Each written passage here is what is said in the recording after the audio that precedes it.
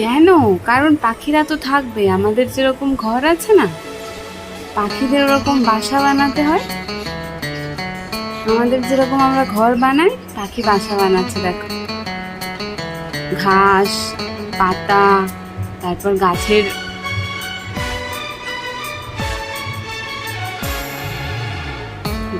সরু সরু ভাঙা ডাল, এসব দিয়ে ওরা এখানে একটা বাসা বানাবে, নেস্ট। আর দেখেছি কত পাখি আসবে দেখেছে আমাদের এখানে, কিছু বলবে না ওদের। তাহলে আমরা সবসময় পাখিগুলোকে দেখতে পাবো, ঘুম থেকে উঠে দেখতে পাবো, সবসময় ওরা এখানে থাকবে। তাহলে দেখেছ,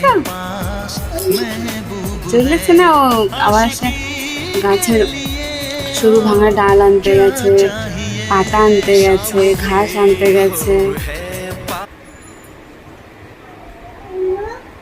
ওগুলো দিয়ে এখনো বাসা তো ওদের এখনো ফিনিশ হয়নি, বাসা এখনো কমপ্লিট হোক।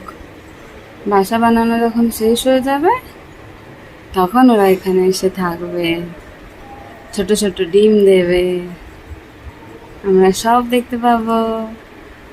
মজা না?